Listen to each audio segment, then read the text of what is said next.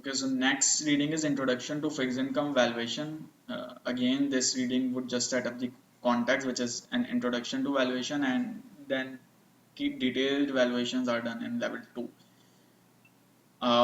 Again, when we started the CFA curriculum, we in quantitative analysis or quantitative method, we discussed pricing of bond or valuation of bond, in which we discussed that if you have yield to maturity, if you have coupon payment, if you have maturity, if you have market rate, if you know that you can, or if you have future value, you can calculate the price of bond simply. Why? Because price of bond is just the present value of future cash flows.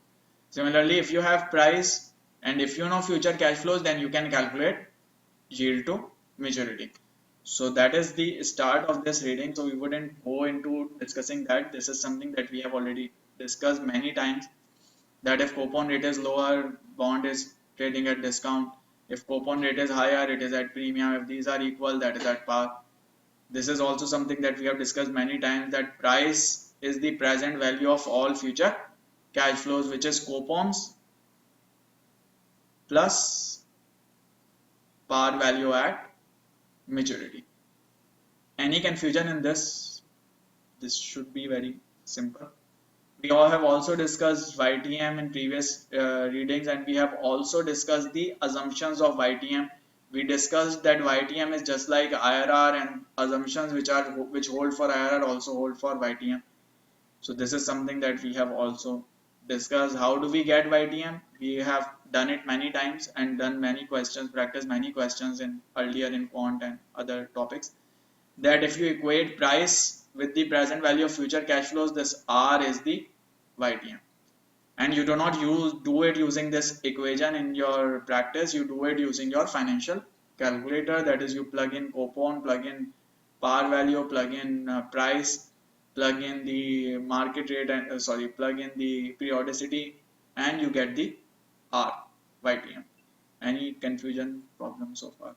So we will skip these parts because this has been done many times. Now moving on to something which have been introduced in this reading as an addition to what we have discussed earlier. First key point that you already know, we have discussed many times, is that if rate goes up, price goes down. Why? Because price is the present value of future cash flows. If discount rate goes up, price goes down. Or if price goes down, yield to maturity goes up. This is something we have discussed multiple times, which is the first point, that is price is inversely related to discount rate. Any problem with this? Now moving on to second, the percentage price change is greater when market in discount rate goes down than when it goes up. So remember this point, that if you draw a curve of price to discount rate, it will be a curve, not a straight line. And if we talk about discount rate going down, this change will be higher.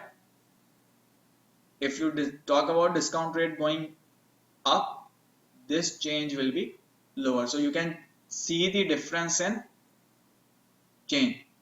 If you take a bond as an example, and if you calculate its price at a higher rate, and if you then change the rate, take a lower rate and calculate its price, you will see that the difference which comes on taking a lower rate is higher than the difference which comes on taking the higher rate. So this first point is clear. If it goes up, price goes down. If it goes down, price goes up. But this change is lower when discount rate goes up, and it is higher when discount rate goes down. So remember or memorize this point as well. And if you want to check, you can take an example, a bond as an example, and you can see how price changes by changing the discount rate. So it is a curve, it is not a linear straight line. Now moving on to third point, a lower coupon bond has greater percentage price change than a higher coupon bond. And why is that so? So why would price change with change in interest rate? The price changes in change in interest rate due to future cash flows. Why? Because what is price? Price is present value of future cash flows. If price is present value of future cash flows, this means that price will change if discount rate changes. Why? Because you calculate present value by using the discount rate. So if you have cash flows x1, x2, x3, x4, price will be this divided by 1 plus r, 1 plus r to the power 2, 1 plus r cube, 1 plus r to the power 4, and then you add them all up. This is how you get the price. If I change this r, this price will change.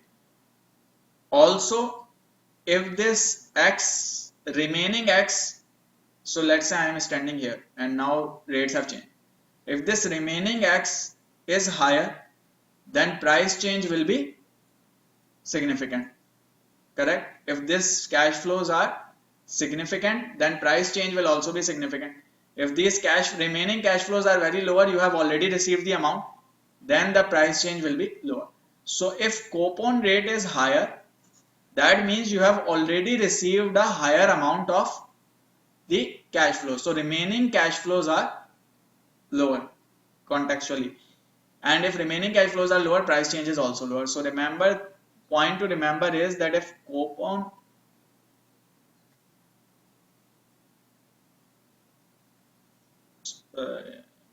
yeah, so if coupon rate is higher, that means you have received a large amount. So remaining is lower. Remaining amount is lower. And if remaining amount is lower, change in price will be lower. So that means if coupon rate is higher, percentage price change will be lower. If coupon rate is lower, price change will be higher. So remember this point, that lower coupon bond has a greater percentage price change and higher coupon bond will have a lower percentage price change. Any question? So make sure you remember this point if you are asked that whether a higher coupon bond will have a greater price change or lower price change, you should be able to answer that. So that is about coupon payment. Now moving on to maturity. So a longer term maturity has a greater percentage price change. Why? Because if maturity is longer, that means multiple cash flows are remaining.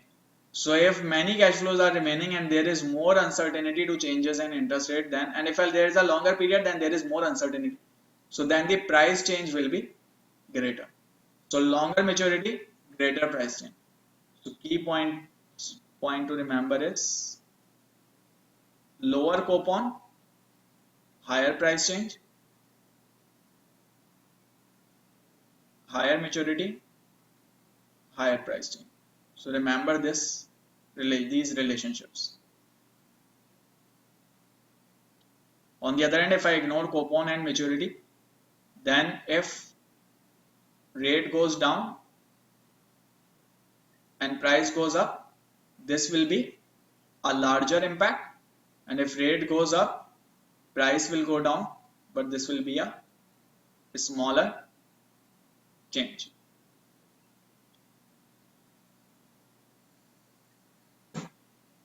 So remember these points. What is percentage change? Simple math, new price minus old price divided by old price.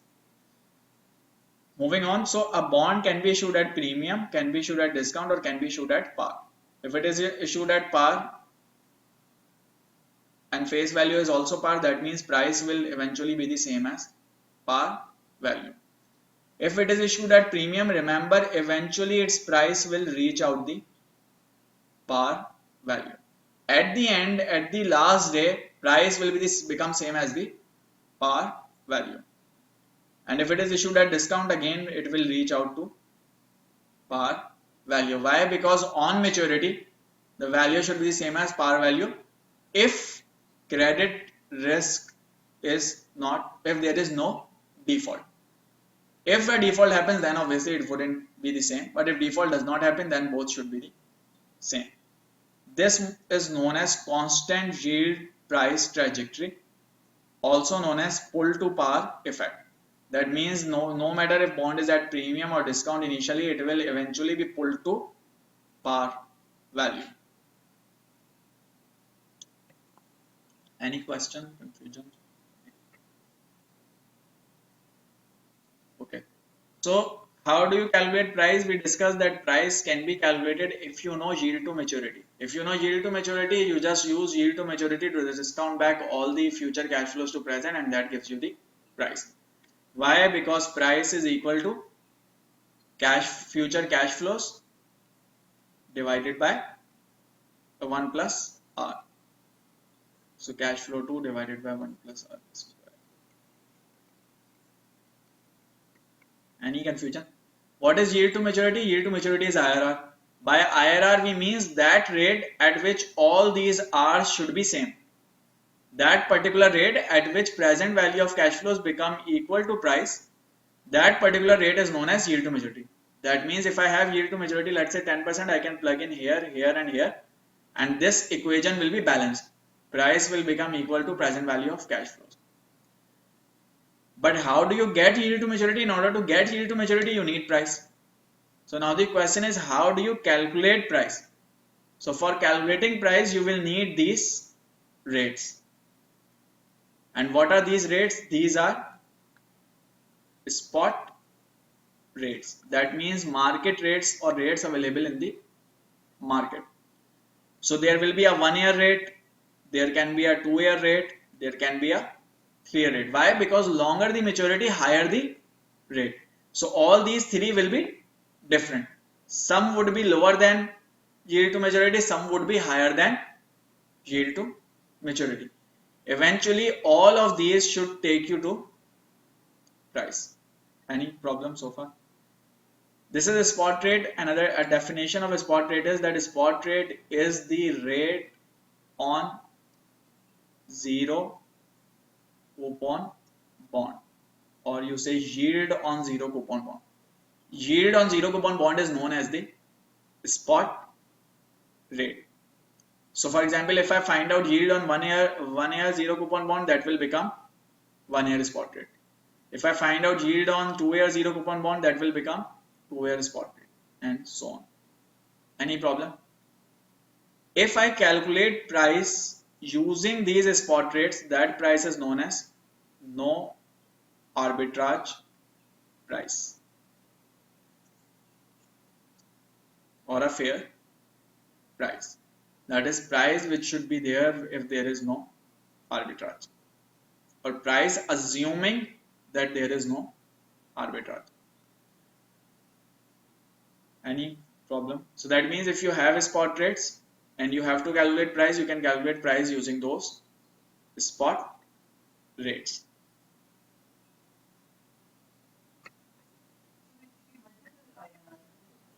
Like IRR will remain be the same, rates will be different. So there is 1-year rate. Let's do an example, then it should become clear. So suppose that 1-year spot rate is 2%, 2-year is 3%, and 3-year spot rate is 4%.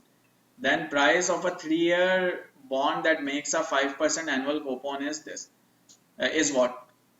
So you have to calculate it, for example. So 5% annual coupon bond means it pays $5 coupon for 3 years. So future cash flow is 5, and then 5 plus 100. Why? Because 100 is the par value. First coupon should be discounted back to at first year's spot rate. Second should be discounted back at second year spot rate, and third at third year spot rate. If you do this, you arrive at a price of 102.960.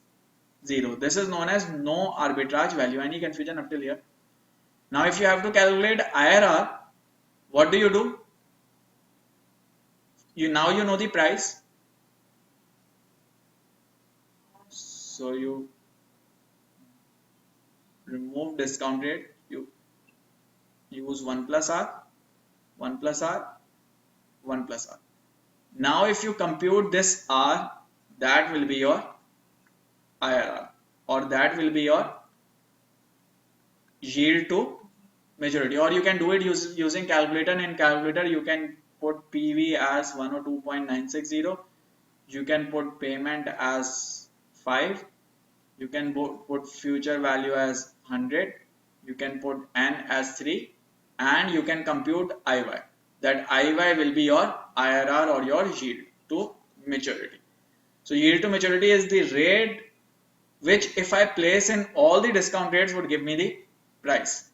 While spot rates are different rates, they will also give you the price. So first you find out price, then you get yield to maturity. Or maybe you back work it out, that let's say you say that I want 10% yield to maturity, what should be the price? Then you can get the price. But that is not no arbitrage value. No arbitrage value is when you calculate the price using spot rates. Moving on, what can be different types of prices and yield? So first we will discuss price and then we will discuss yield. So with respect to price, there can be a clean price and there can be a dirty price. And other names are dirty price is also known as invoice price and full price. And it is also known as flat price, quoted price and clean price. So full price, dirty price is also known as full price, and this is also known as flat price. So remember these names, this is important: full and flat, dirty and clean. What is full price? Full price is simply the price that you would calculate for the bond, that is known as full price. What is flat price? Flat price is full price minus accrued interest. Now question is, what is accrued interest? So let's say there is a bond with a 5-year maturity. It pays coupon every year. So it paid it here, a $10 coupon. It paid it here, a $10 coupon. If you are calculating price here, you can simply calculate the price. Coupon has been paid. The price here will be the present value of all future coupons, and at that you can sell. But let's say you are pricing it here after 9 months.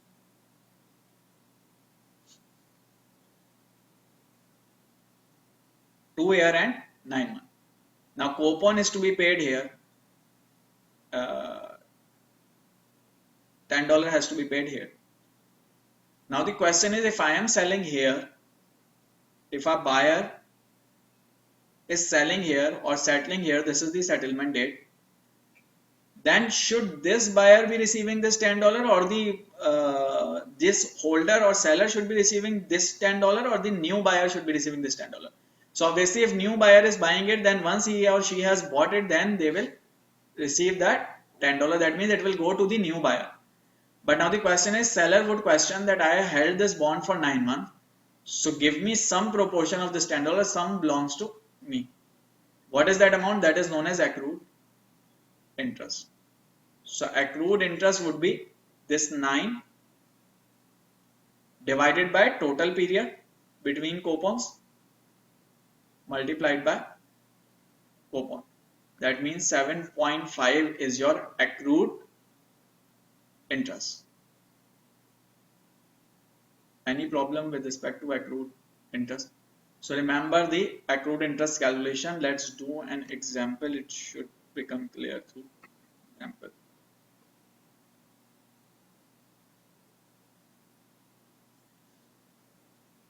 A 6% German corporate bond is priced for settlement on 18th June 2015.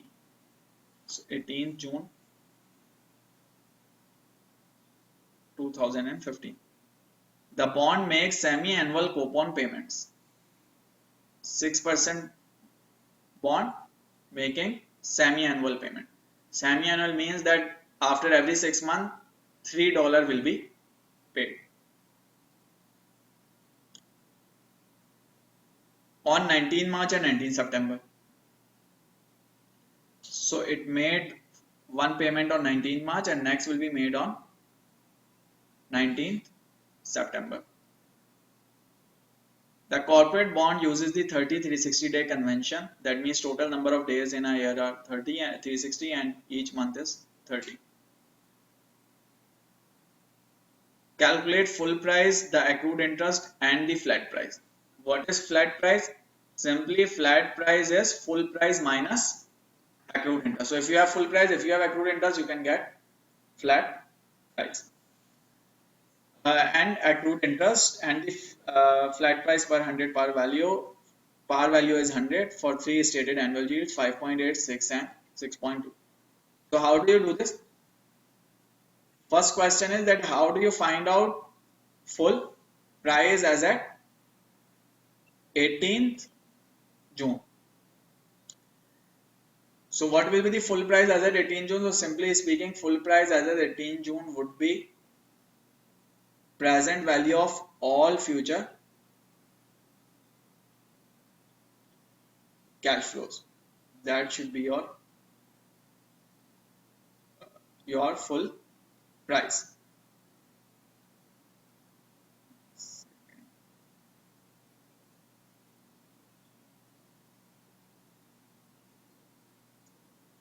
Yes, so present value of all future cash flows should be your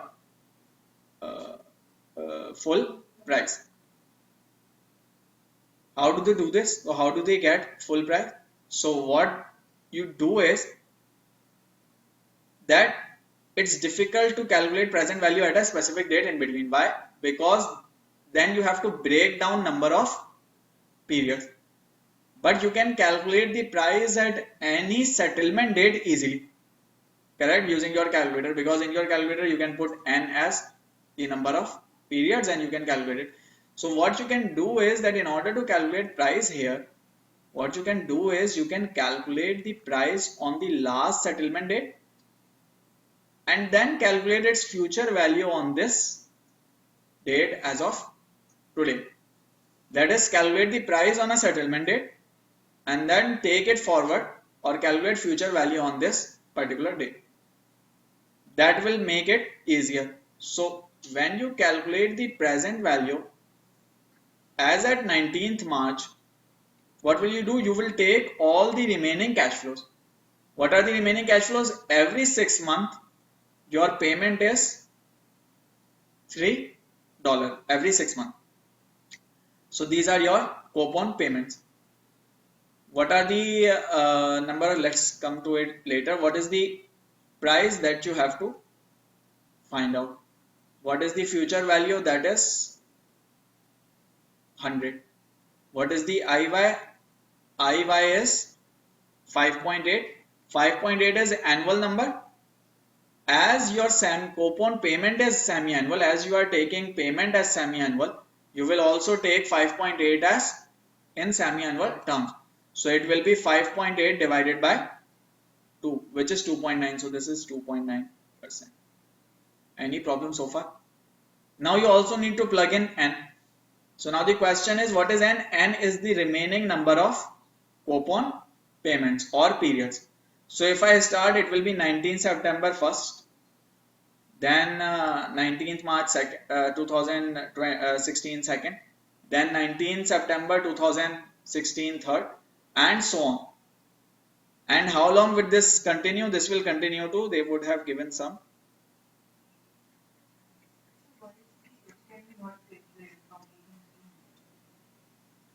Sorry, you can calculate it to 18 June, but then you cannot do it directly in, then you will have to adjust n.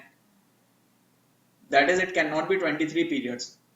You can, if you put it 23 periods, it will give you value here, or if you put it as 22 period, it will give you value here. So that's easier that you calculate at one of these dates and then you take it forward or backward. Actually, you take it forward, calculate it here. Why? Because if you are calculating here, then you will miss this coupon being paid here. So in order to include that, you go one period back. This will include all the future payments including this coupon, and then you can just go forward. Otherwise, yes, you can calculate it here as well, but then that will add complexity to, a bit of complexity to the calculation. Answer should be the same. That will again be present value here. If I take it here and then take it here, again that will be the present value at this point of time. The idea is that we have to calculate present value of future cash flows at this point of time.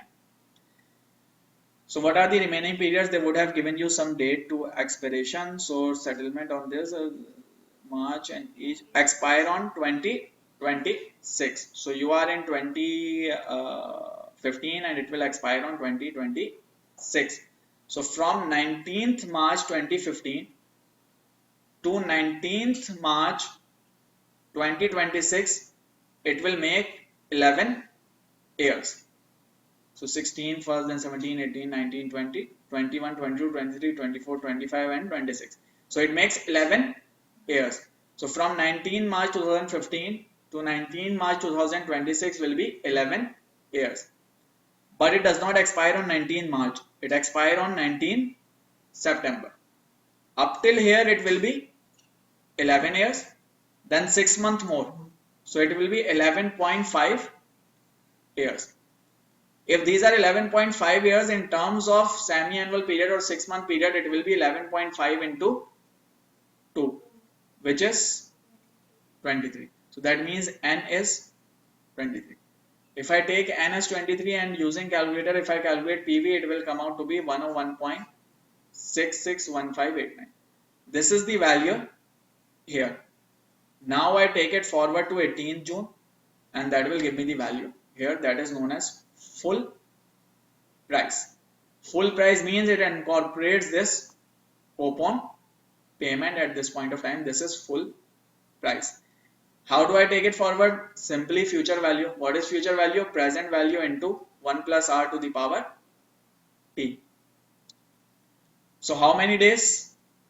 If you count days in between these two dates, it will be 89 days. So, or simply you do not actually count it. What you do is, how do you get 89?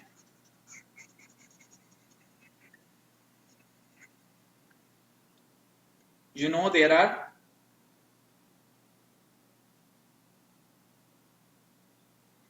30 days in a month. So April 30 days, May 30 days, June 19th June too should be another 30 days. So till 19th June it should be 90 days. As it is 18th June it should be 90 minus 1, which is 89 days. So this is 89 days using that methodology. So you calculate future value using 89 days. Remember, as you are using semi-annual periods, your rate is for semi-annual period. As rate is semi-annual period, your total number of days in here should also be semi-annual, which is 180. If you put in 360, then use the annual rate here. So either use annual rate here and 360 here, or use this semi-annual rate and 180. Any problem so far? This gives you the price. Once you have price, full price, how do you get accrued interest? How do you get flat price? You just subtract accrued interest. What is accrued interest? This number of days, 89, divided by total period between coupon payments, which is 180, multiplied by coupon payment, which is 3. This is your accrued interest. You subtract it from full price and you get flat price. Any problem, question up till here?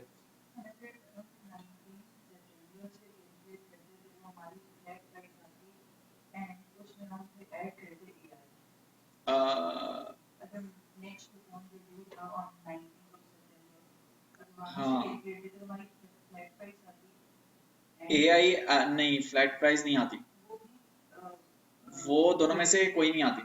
सो उसके अंदर क्यों? क्योंकि उसके अंदर ये वाला coupon completely miss हो जाता, मतलब कंप्लीटली हो जाता मिस. सिर्फ एक्रूड इंटरेस्ट का अमाउंट नहीं, it would have been completely eliminated. Here what we are doing is we are only adjusting accrued interest. That means किस केस में दोनों ही प्राइस नहीं होती. वो प्राइस ना फ्लैट होती ना फुल होती, क्योंकि वो प्राइस ही नहीं हो पाती, वो कैप्चर ही नहीं करती इस टाइम को. क्योंकि अगर आप 19 सितंबर तक अगर हम निकालते, फॉर एग्जांपल 19 सितंबर, तो इधर की जो प्राइस निकलती वो फ्यूचर कैश फ्लो सारे इनकॉर्पोरेट करती, बट इस कैश फ्लो को इग्नोर कर देती। हाँ, इस कूपन को कंप्लीटली एलिमिनेट कर देती। सो ना ही वो फ्लैट होती और ना ही वो फुल होती, वो प्राइस ही सही नहीं होती, क्योंकि वो एक कूपन को कंप्लीटली एलिमिनेट कर देती। तो जब मैं उसको 18 जून पे डिस्काउंट करता तो वो कैप्चर ही नहीं करती इस 10 को। फिर या तो मैं उसको भी डिस्काउंट करता और इन एडिशन में इस 10 को भी डिस्काउंट करता, और जब दोनों को डिस्काउंट करके ऐड करता तो वो फुल प्राइस बनती। तो अगर मैं 19 तक करूं डिस्काउंट, देन मैं उसको भी डिस्काउंट बैक करूं एंड देन दिस $10 को भी डिस्काउंट बैक करूं। अगर मैं इसको नहीं करूंगा डिस्काउंट बैक तो ये कंप्लीटली एलिमिनेट हो जाएगा, ये नहीं रहेगा। सो अगर इस मेथड से जा रहे हैं कि हम अगले उस पे से डिस्काउंट कर रहे हैं, तो फिर हम इसको भी डिस्काउंट करें, दोनों को करके ऐड करें, फिर फुल प्राइस आएगी। In any case, full price will be the present value of all future cash flows at that particular point of time. Any other question? Confusion?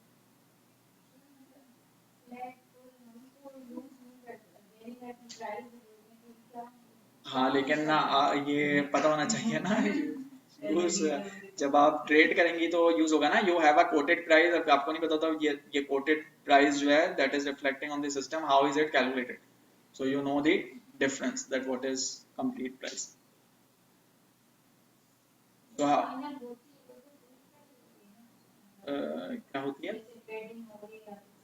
हाँ, लेकिन जो आपकी कोट होती है वो फ्लैट प्राइस होती है, quoted price is flat price,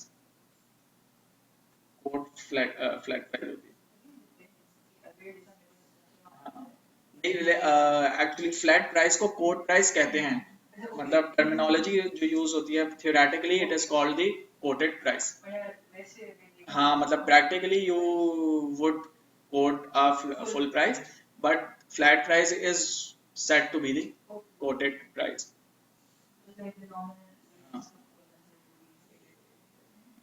Exactly.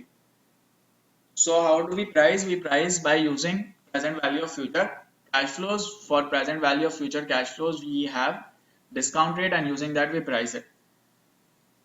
There can be a bond, let's say, for which yield is not available, or let's say there is a company which is issuing a bond and it hasn't issued same bond earlier, so you do not know what should the yield be.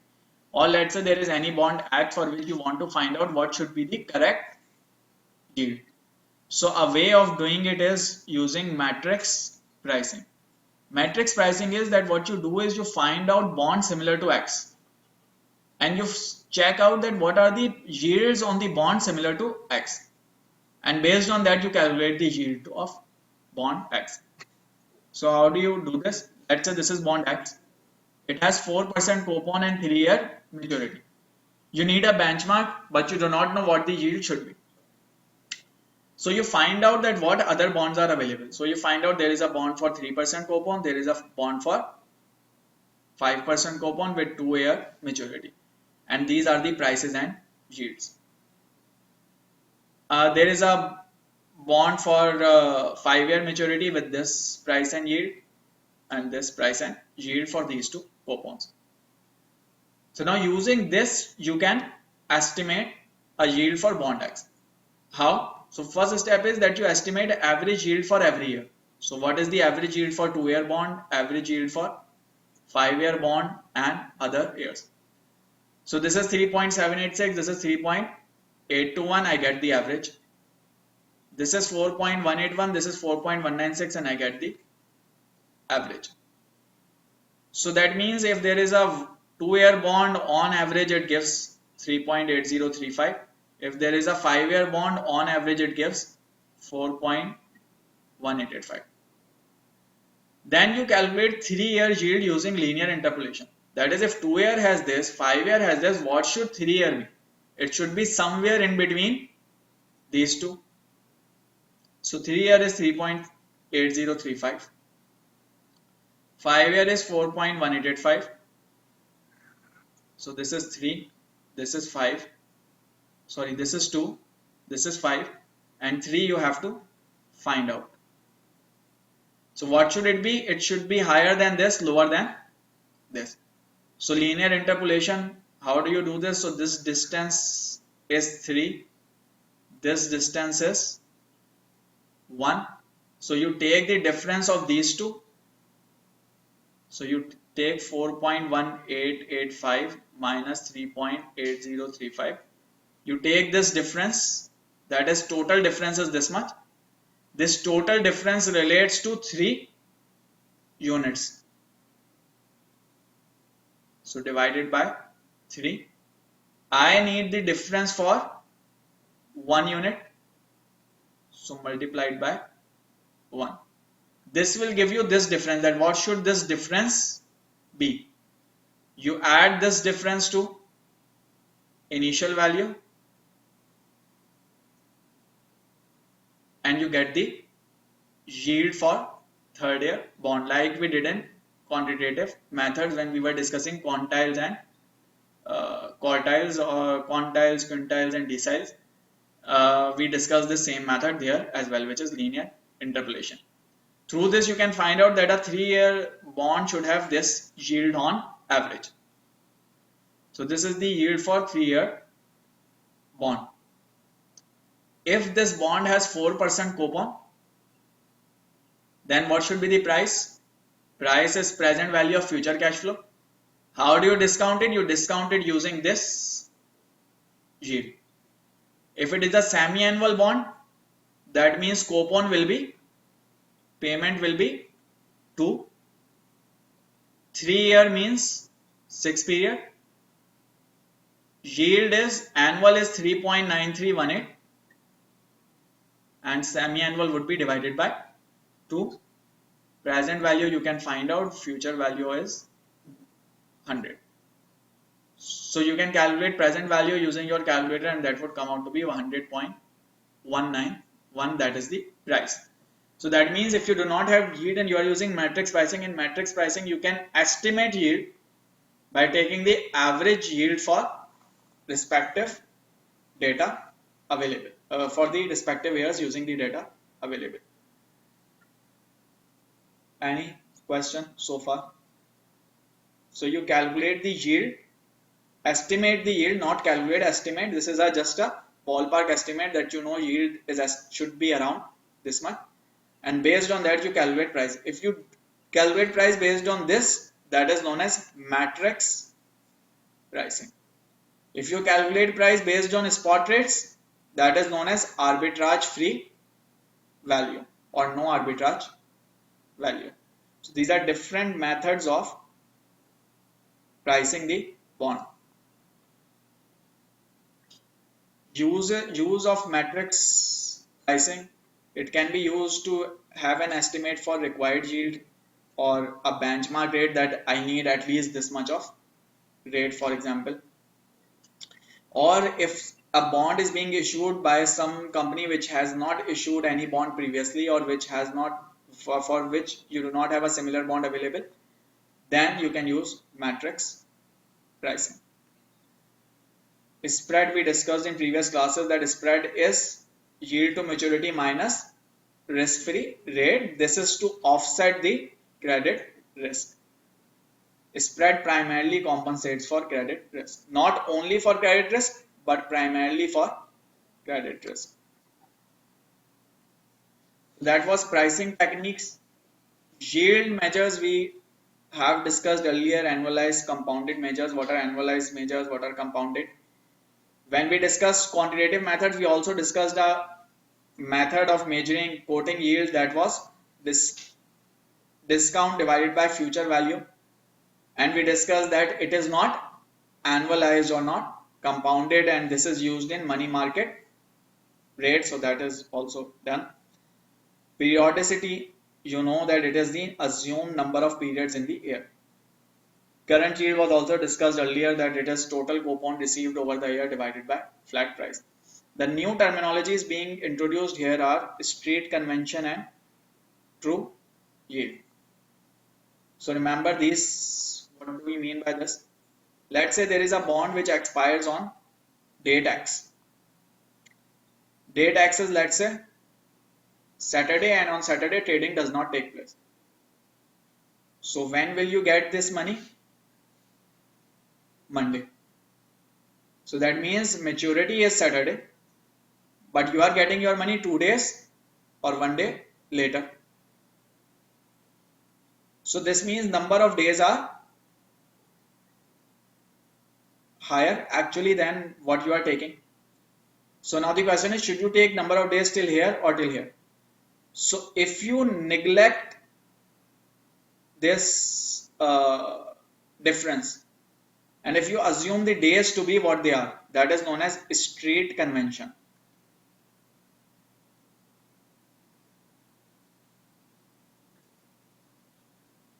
That neglect weekends and holidays. If you take it here and include or take into account weekend and holidays, this is known as true yield, using actual calendar of weekend and bank holidays. If I am calculating true yield, my number of days are higher. If days are higher and return amount is same, that means rate of return will be lower. So if I receive $5 in 10 days, or if I receive $5 in 15 days, return here is lower, return here is higher. So if in true yield, number of days are higher, and so yield will be lower. So true yield will either be lower or equal to street convention. It can never be higher than street convention.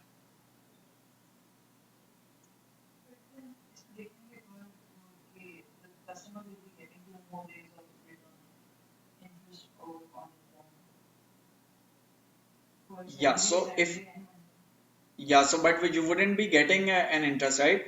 Why? Because you are getting a coupon. Coupon is fixed. So you wouldn't get any extra coupon for 2 days. You only get that fixed coupon and that maturity, but you are getting it 2 days later. So if you are getting 2 days later, that means your number of days for investment has increased by 2 days. And when days for investment increase, then your return decreases. So key point to remember is that true yield is either lower or equal to street convention. It can never be higher. This we have already done earlier, that is current yield. It is simply coupon divided by flat price.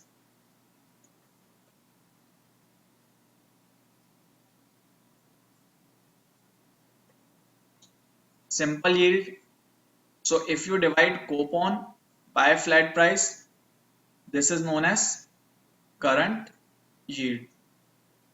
If in addition to coupon you also take amortized share of gain or loss, that means if you have made any gain or loss on the investment, if you take its amortized share as well, that is known as simple yield. What is call protection? Call protection is, let's say that there is a issuer, it has issued a bond to another party, and this bond has a call option embedded into it. It is a callable bond. Who has the call option? Issuer. So let's say issuer can buy back the bond, but let's say there is a requirement that you cannot buy back the bond in the first 6 months. That means you cannot exercise call option in the first 6 months. This period is known as call protection period, or call protection, in which it cannot be exercised.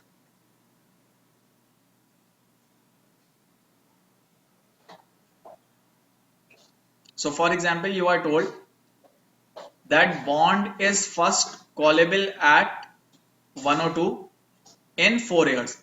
That means bond can only be called back after 4 years, and if it is called back after 4 years, it will be called back at a price of 102. So if it is called back after 4 years, if I assume it is called back after 4 years, what will be the price? What should be the yield? The yield will be, so I have taken price. Yield is that rate at which price equals present value of future cash flows. Future cash flows are 8, 8, 8. In 4th year, I am assuming that call option will be exercised. So if call option is exercised, I will receive $8 coupon, and also the price on buying back the bond. So when bond is bought back, some price will be paid by the issuer, and that price is 102. And if I get present value of all these and equate it with price, that will give me the yield. So how do you calculate it on calculator? So your payment will be 8, your number of periods will be 4, your present value is 105, IY you have to find out, your future value is 102, and when you calculate it you should get the yield. So if you are told that it is callable at 102 and you are asked what is the price if you assume that it will be called on the fourth year, then this is how you do it, because after fourth year you do not have any cash flows. Why not? Because it is already called back here. If it is called back, bought back, then there wouldn't be any additional cash flows. But if you are told it is not called back, then there can be more cash flows. Same is being repeated. 105 is the full price as of today in the market, which is the present value of all the cash flows. Other measures can include option adjusted price, option adjusted yield. So what is it? So for example, if there is a bond with a embedded option like callable bond, puttable bond, if I adjust the price for that option value, that is known as option adjusted price. If I calculate yield on the option adjusted price, that is known as option adjusted yield. This we have already done earlier. Maturity, structure of interest rate. What is a spot curve? A spot curve is the curve of spot rate. So if I plot spot rates, that curve is known as spot curve. Other names are zero curve and strip curve. Tenor, time to maturity for a bond. Let's say there is a 5-year bond. It matures in 5 years and already 2 years have passed. So tenor is 3 years. Implied forward rate or forward yields, this we will cover in derivatives, but for now remember it is the forward rate which is calculated using spot rates. If I plot a curve of these rates, these forward rates, that is known as forward curve. This we have done. On the run security we have discussed what is it. Off the run is what is not on the run, that is seasoned government bonds which are not recently issued but are seasoned. G spread, yield on security minus yield on risk-free government bond.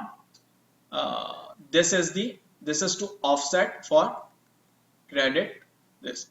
Generally we assume that it is for credit risk, but there are smaller other components as well like liquidity risk. So this is it. Any question? Any clarity? Okay, so let's end it